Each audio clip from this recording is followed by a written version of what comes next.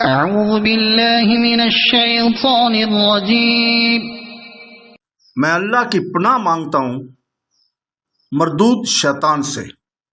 بسم اللہ الرحمن الرحیم۔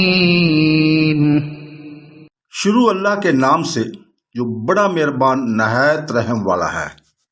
ان فی خلق السماوات والارض واختلاف اللیل والنہار لآیات لأولی الالباب الذین یذکرون اللہ قیاما وقعودا وعلى جنوبهم ويتفكرون في خلق السماوات والأرض ربنا ما خلقت هذا باطلا سبحانك فقنا عذاب النار۔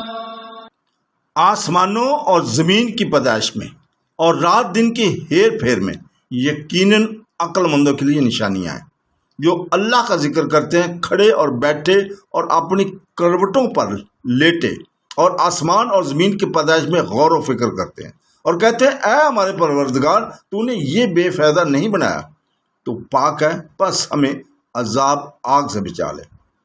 اللہ تعالیٰ کے اس کلام میں آیت مبارکہ میں طبرانی میں ہے، حضرت ابن عباس رضی اللہ تعالیٰ فرماتے ہیں کہ قریش یہودیوں کے پاس گئے اور ان سے پوچھا کہ حضرت موسیٰ علیہ السلام تمہارے پاس کیا کیا معجزات لے کر آئے تھے؟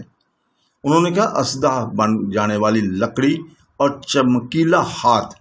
پھر نصرانیوں کے پاس گیا، ان سے کہا کہ تمہارے پاس حضرت عیسیٰ علیہ السلام کیا نشانیاں لائے تھے؟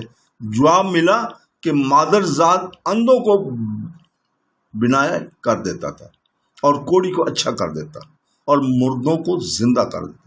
اب یہ قریش حضرت صلی اللہ علیہ وسلم کے پاس آئے اور آپ سے کہا اللہ تعالیٰ سے دعا کیجیے کہ ہمارے لیے صفا پہاڑ کو سونے کا بنا دے۔ آپ نے دعا کی جس پر یہ آیت نازل ہوئی، یعنی نشان قدرت دیکھنے والوں کے لیے اس میں بڑی نشانی ہے، یہ اسی غور و فکر کریں گے۔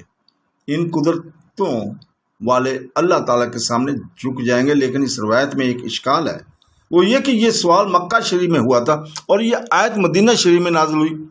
واللہ علم، آیت کا مطلب یہ ہے کہ آسمان جیسی بلند اور وسط مخلوق اور زمین جیسی پست اور سخت اور لمبی چوڑی مخلوق، پھر آسمان میں بڑی بڑی نشانیاں، مثلا چلنے پھرنے والے اور ایک جا ٹھہرنے والے ستارے، اور زمین کی بڑی بڑی پیداوار، مثلا پہاڑ، جنگل، درخت، گھاس، کھیتیاں، پھل اور مختلف قسم کے جاندار، کانے، الگ الگ ذائقے والے اور ہر طرح کی خوشبوؤں والے اور مختلف خواص والے میوے وغیرہ۔